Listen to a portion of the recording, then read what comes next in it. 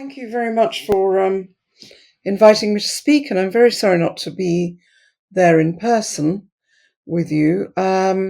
So I thought the title of my talk is A Crisis of Pathos in the Global Response to COVID-19, because essentially I have been looking for the last 2.5 years to find a kind of metaphor for how I perceive everything has unfolded and what the problems were with our response right at the outset, which continue to repeat themselves. And in searching for some sort of conceptual framework that would help me in thinking about and also articulating what was wrong with our response, I decided to recruit Aristotle's rhetorical triangle, not entirely as it was perhaps meant by Aristotle to be used, but I kind of adapted it to articulate and organize my own ideas and also the data, the information that was coming in about what both the pandemic, what the virus was doing, and also what our response to the virus was affecting in different parts of the world. So this rhetorical triangle, which Aristotle posited as a way of um, trying to construct, in fact, a persuasive speech by combining the elements of logos, pathos, and ethos, um, essentially saw these different things as representing uh, the sort of logic of an argument, uh, the extent to which it appealed. You could actually appeal to an individual's sensibilities, and also something that represented um, a means of communicating something grander by way of ideas than just the argument itself.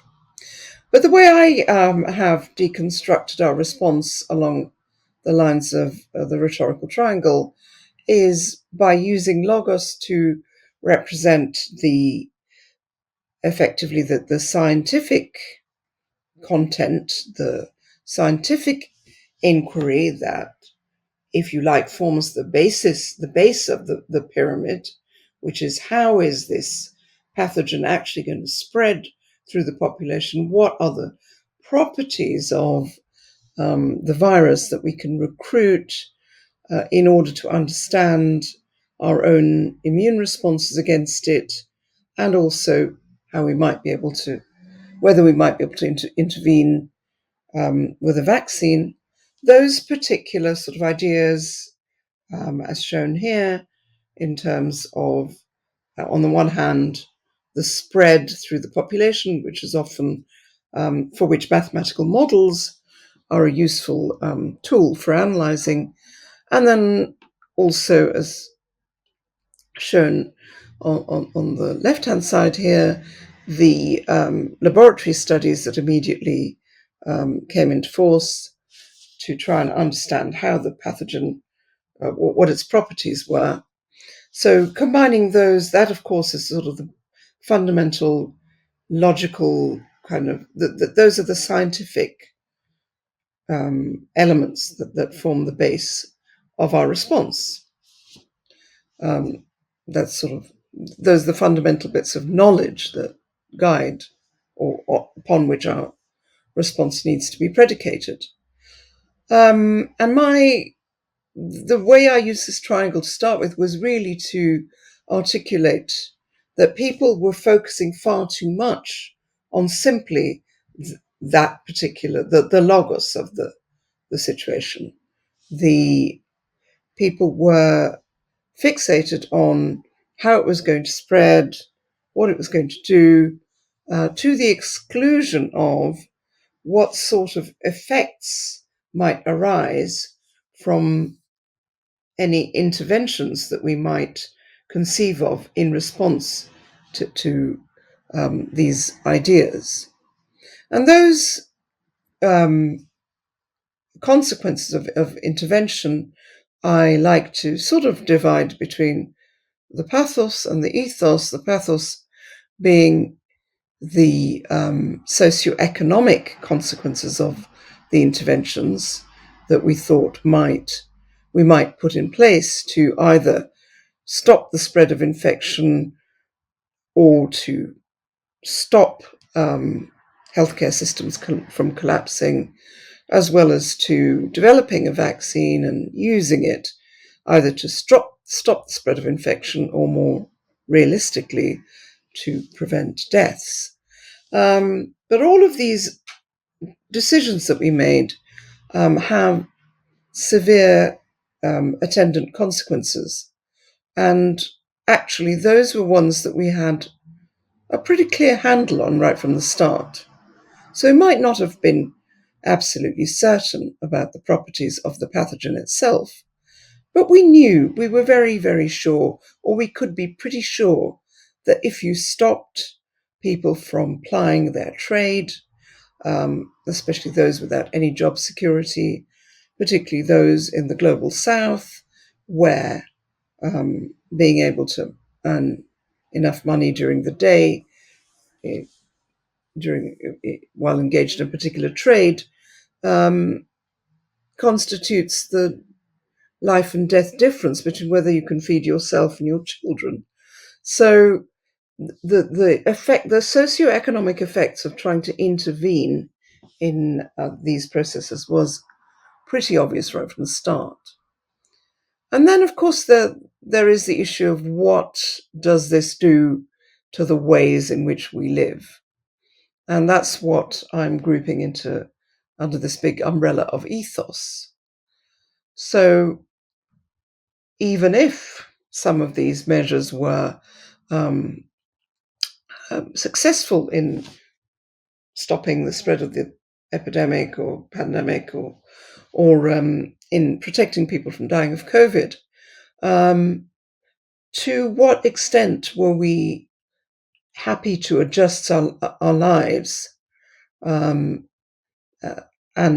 our broader, bigger ways of thinking about the meaning of life in order to accommodate these interventions? So those were the three questions I felt that needed to be addressed and also needed to be balanced. As Aristotle recommended, we need to balance the content of our speech between logos, pathos, and ethos. So my own expertise, of course, is in much more on the front of what in the area of logos, in that I've for a long time worked on developing mathematical models, both to understand the spread of diseases and also to understand how they evolve under selection pressures from us, mainly those that are mounted against infectious disease agents by the immune system. So those are the areas in which I myself, was able to make any kind of contribution. But it's very important to remember that just because that is the area in which you have expertise does not actually absolve you from the responsibility of making sure that what is implemented in consequence of your studies or ideas doesn't violate considerations of pathos and ethos in society. And right at the outset, I was very concerned that the lockdowns and other non-pharmaceutical interventions that were being proposed would have a very tragic effect, and I don't use the word tragic lightly, on the well-being of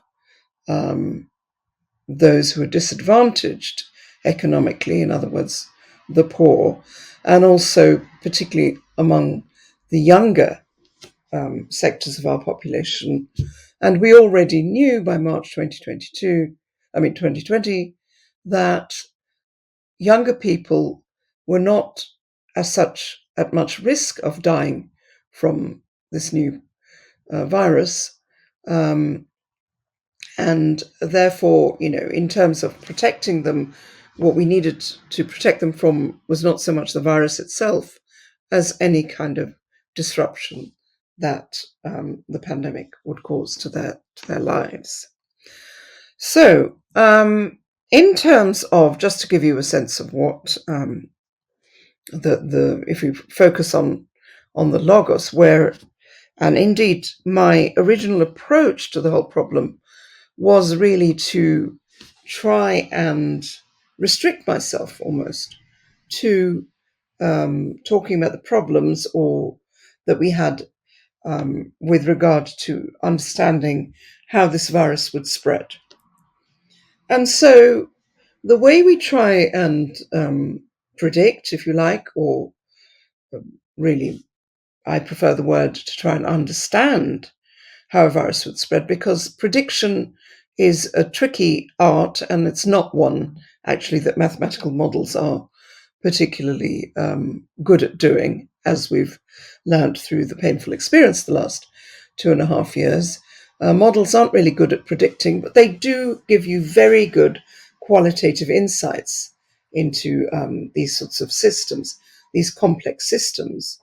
And the way that you typically understand the spread of a new pathogen is by making mathematical models, which can be very simple, such as the one shown here on the top left-hand corner, where you just have a simple compartmental model in which the population is divided into those of us who are susceptible to disease, those of us who are infected, that's the I in the red box, and those who recover.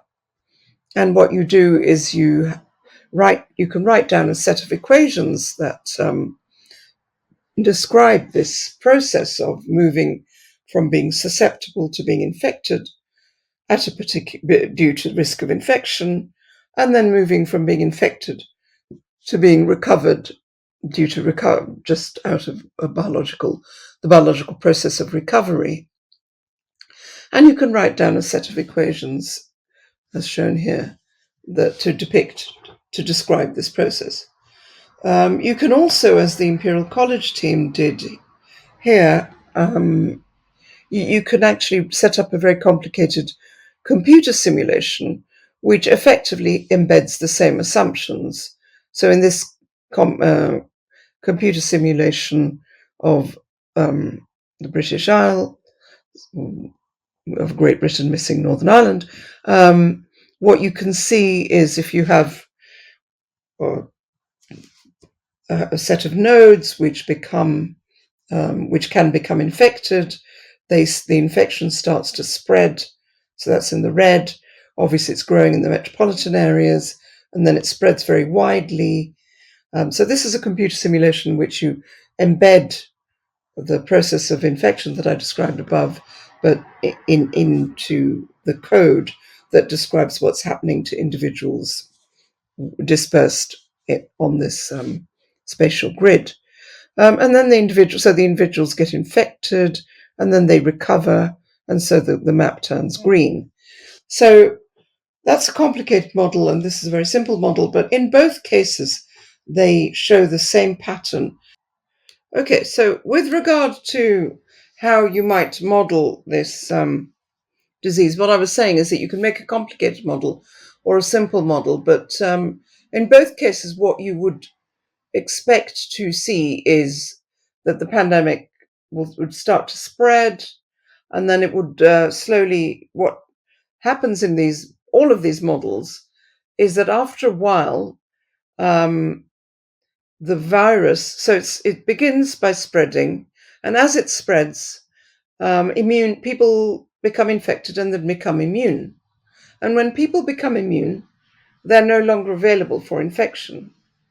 So in all of these models, what happens is after a point, there is enough immunity in the population, and this is known as herd immunity, that the virus actually runs out of people to infect. And that's not because everyone's already been infected. It's because the density of the people who are still available for infection becomes too low for one infected person to reliably transmit to another. So there is such a thing as the herd immunity threshold, which basically dictates at what level the infection will start to decline, where the epidemic will start to decline. And this is something that we observed in March 2020 in many, well, certainly in this country. And it was attributed by some of the modelers to the non-pharmaceutical interventions that had been put in place. In other words, the sort of stay-at-home orders, the strict lockdowns that had been put into place.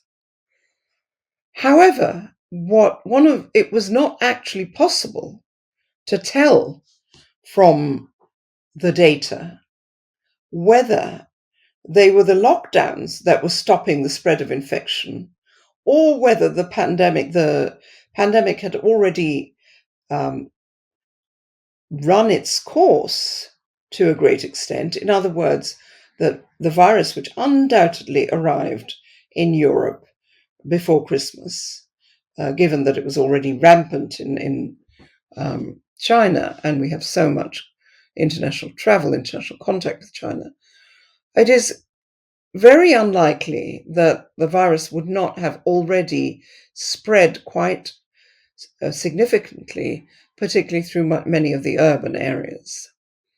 So one of the things I did in March 2020 was to highlight this uncertainty that we had about whether they were actually the lockdowns that were bringing down the cases, or whether, in fact, there had been a significant spread of the virus, and we had, in many parts of the world, reached a point where the virus was going to decline anyway.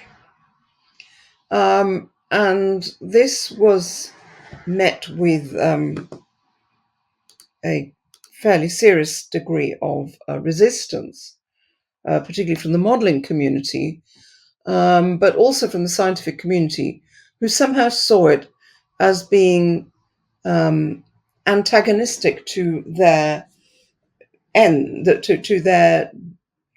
to what they thought to be at the time to be absolutely necessary to protect those who would die if the virus were allowed to spread, and also to shore up the healthcare systems. What we were actually saying, what I was saying, and what other people in my research group were actually saying, was not that that they were wrong. We were saying that we did not know.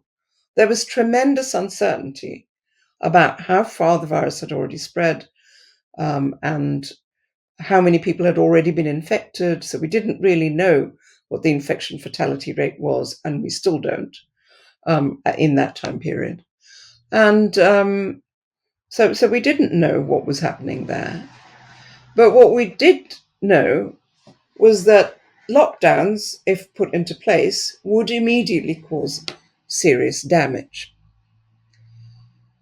So that was where I was coming from 2.5 years ago.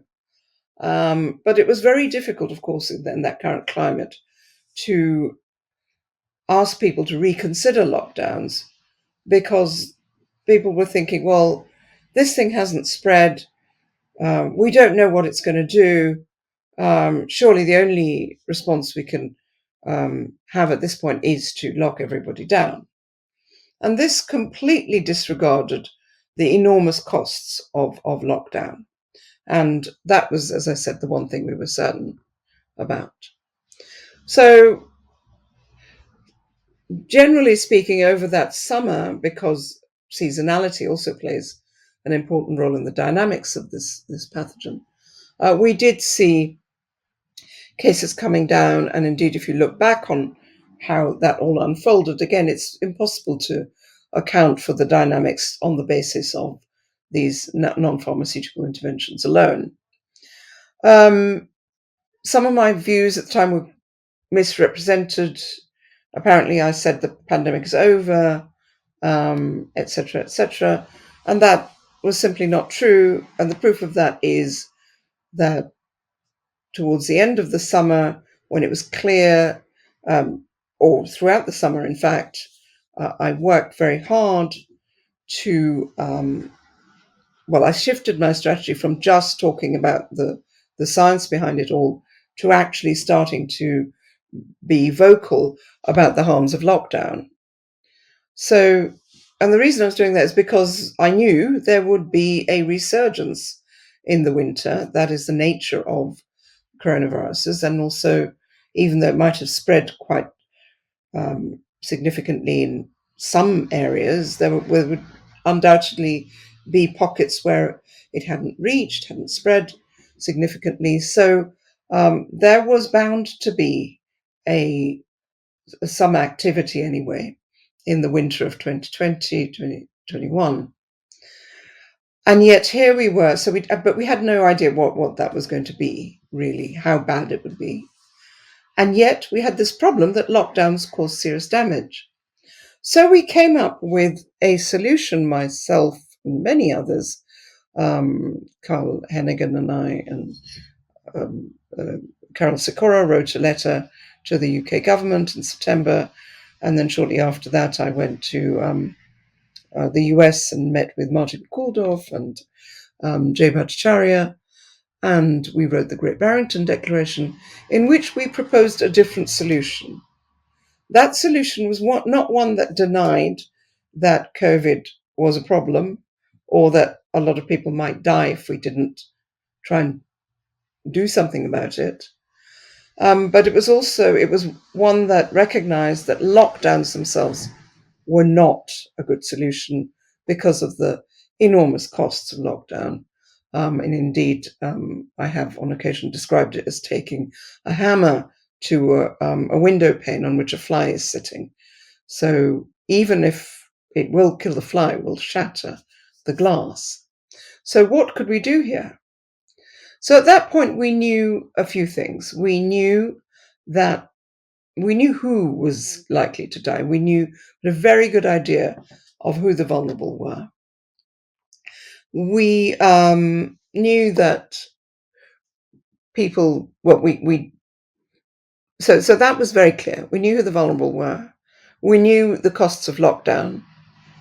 And we could be fairly sure from studying the biology of the virus of two things: that people would acquire immunity, both to infection and to disease upon first infection.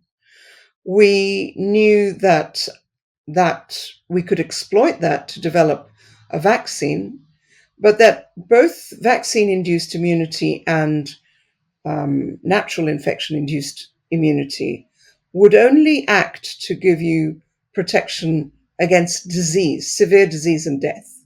It was not going to block infection. How did we know that? We knew that because if you look at the other coronaviruses, and there are 4 other coronaviruses that are circulating, have been circulating for a while in the human population, if you study their characteristics, you can see that they all give you immunity against infection only for a short period of time, so that you're repeatedly reinfected by these coronaviruses. But they do give you long-term immunity against severe disease and death. So combining these 3 things, we thought the best way forwards was what we called focused protection, where you shelter the vulnerable, you put all your resources, if you have any, towards protecting the vulnerable, those in care homes, in hospital settings, or those in the community. You devise strategies to protect them. but at the same time, you allow the rest of the population to go about their business so that they are not harmed by lockdown. And also, in that process, they will become infected. And of course, that will create some illness, but then that will lead to the accumulation of immunity. And eventually, when enough immunity has accumulated, the risk to the vulnerable people will become low. In the meantime, if we manage to make a vaccine, we will be able to protect the vulnerable through those means.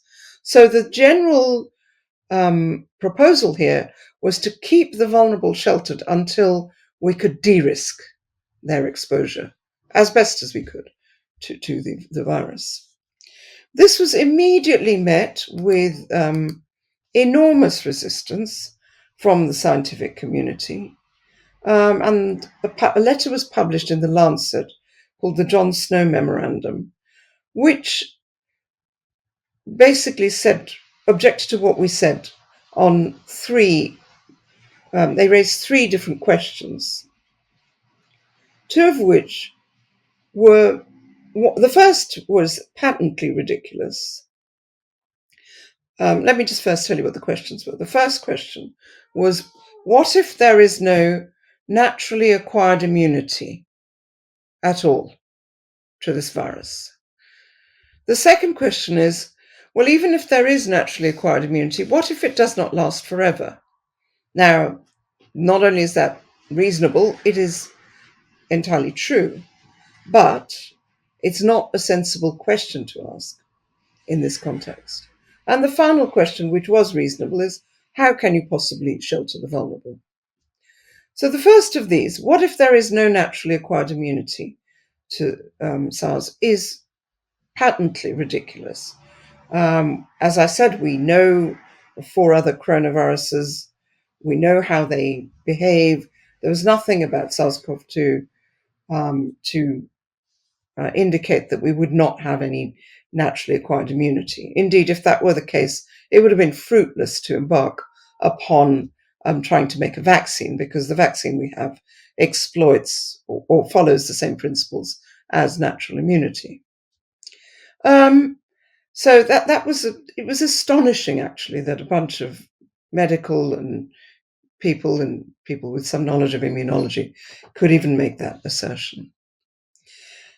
Then, and also I should mention that by that point, we had also already started measuring natural immunity in our lab and many other much more better equipped laboratories around the world. We had measured and documented the existence of antibody responses, of T-cell responses. It was very clear there was natural immunity to SARS. The second point was, what if immunity doesn't last forever? And as I've just said, it is 100% true that immunity will not last forever against infection. Against disease, immunity does last for a very long time for these other coronaviruses. But it could be expected that immunity against infection wouldn't last forever. But even the most fundamental knowledge of epidemiology and of mathematical models would have told you that that is not a problem. It's true immunity doesn't last forever, and this is not completely obvious, but these people were scientists, so they should have done their homework. But in any setting, even if immunity doesn't last forever, you still maintain a proportion of the population that is immune, that is close to the herd immunity threshold. So all of these systems travel towards an equilibrium where the proportion immune is close to the herd immunity threshold. It hovers around that, and the numbers infectious also oscillate around according to whether the proportion immune dips below or above the herd immunity threshold. That's just very basic epidemiology. And once you factor in some seasonality in transmission, you can use that simple concept to explain pretty much any of the patterns of this virus that we've seen, the pandemic that we've seen almost in any region. So the idea that immunity mightn't exist at all is absurd. The fact that immunity against infection doesn't last forever is not an impediment to achieving the kind of endemic equilibrium that we currently enjoy with all the other coronaviruses as well, of course, now, also with SARS-CoV-2. But the final, then of course, into this mix, and I've got this on my PowerPoint slide, of course, variants then come in. But variants are simply they're a sort of detail. That's what I mainly work on, is how these viruses mutate and diversify. And you can, again, within this simple framework, they aren't, the point is that variants are nothing to be, to be alarmed by. It is natural for the virus to mutate. You would expect the virus perhaps to mutate to be a little bit fitter than how it first was when it arrived. That's the way of natural selection. You'd expect the virus to, if it's possible for the virus to evade natural immunity, you'd expect it to do that, and indeed it has done so. And in doing so, one of various fallacies became attached to this process. So people started to believe that they were the new variants themselves that were driving the epidemic. In fact, it was just part of the natural process of this new virus settling into an endemic state. It was assumed, and continues to be widely assumed, that the virus became less virulent. And that is not really true.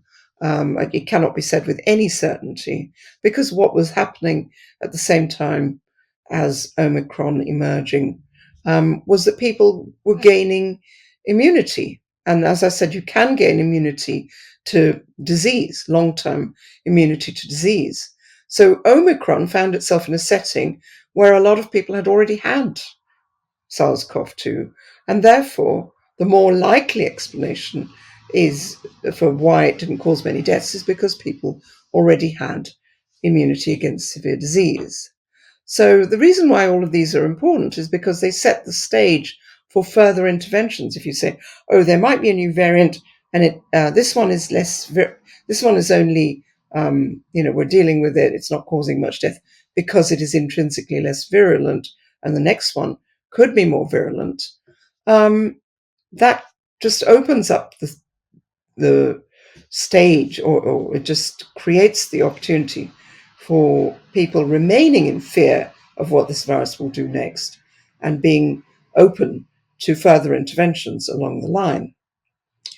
The third question they raised was very reasonable, and indeed should have been debated, except they shut down the debate. We are no strangers to that, are we? But still, that is the question that should have been debated. How do you shelter the vulnerable within this setting? And that's not a question I can answer, because I'm not a public health person. I'm not on the ground. But, there are some obvious suggestions. For example, within a care home setting, you could employ people who you could employ people who'd already been infected. You could isolate them for a while, test them, and then allow them to work in this setting for a particular period of time, and then they could be replaced by others who've gone through that process. There are already good protocols for protecting in hospitals, for stopping the spread of infection, and eventually, of course, the targeted vaccination of those at risk could have, and probably did, stop some people from dying. But this was characterized as a do-nothing policy rather than a do-something policy. And what's very unfortunate here is that in effect, what people were relying upon with lockdowns is that they worked. There was this kind of religious belief in the idea that lockdowns worked to stop the spread of infection. At that time, we didn't know whether they did or not. Now we do and now we do know because we have the data, and they don't do much to prevent the growth of an epidemic.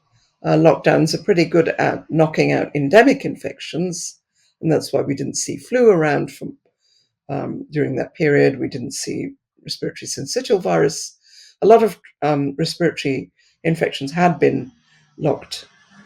Did suffer from the lockdowns. Were transiently knocked out. But for an infection that has not yet established itself in a population, lockdowns don't do much. So if you only rely on lockdowns rather than protecting the vulnerable, effectively that is worse. That is more of a let it rip policy than trying to shield the vulnerable. I'm sure, of course, people will argue that maybe you could do both. But the problem with that is that lockdown has enormous costs. So in effect, I think what we did constituted a betrayal of the precautionary principle, in that the biggest uncertainty we had was the extent to which the non-pharmaceutical interventions would curb the spread of infection. And this was presented, this uncertainty was, instead of it being acknowledged as being uncertain, it was presented as a truth. It was almost presented as a fact that, of course, lockdowns and mask mandates would and other NPIs would stop the spread of the virus. And anybody who dared to question it was treated as a heretic. And the reason why this was a problem is because the lockdowns had such a significant cost. It was not just an academic question of do they work or don't they work. They were going to we knew that they would cause significant collateral damage. We could be certain that people would die as a result of lockdowns, of hunger, malnutrition, disease, malaise, and the ills of lockdown are so profound that it's very hard to document. And indeed, what we have done since is set up a charity, which I'd very much recommend that you take a look at if you have time. So we have set up a charity called Collateral Global, and it's our purpose to try and archive the damage, the damage that was caused by lockdowns. And I should be fair, I should say the effects of lockdowns. Some of it may not be damaged. There were no doubt some consequences of these lockdowns that one could view as being positive, and one must learn lessons from both. So fundamentally, what happened is that these lockdowns were implemented, and of course, lockdowns do protect some people. The disjunction here really arose from the fact that if you sit in your house and you lock yourself up, you will be reducing your own risk of getting the COVID. But that idea does not translate from the individual to the population level unless you do what enact an extreme lockdown where you shut people into their homes and absolutely prohibit any form of interaction. But since nobody was doing that, in fact, the disease did spread anyway. However, those people who had the means to stay at home, to work from home, to deliver a lecture, as I am doing on a computer, the laptop classes, as we call them, they did manage to protect themselves during lockdown. So those lucky few did enjoy a period of being able to work from home. Those of us who didn't have young children to deal with, like myself, who had older children who came back to be at home were fine. The people who suffered were those who were actually vulnerable but were considered to be essential to the running of society, and so came out to clean our hospitals and our streets and run our buses. And of course, the people who suffered, um, another sector that suffered enormously were the children who were prevented from going to school, masked in some, and continue to be masked in some settings. So within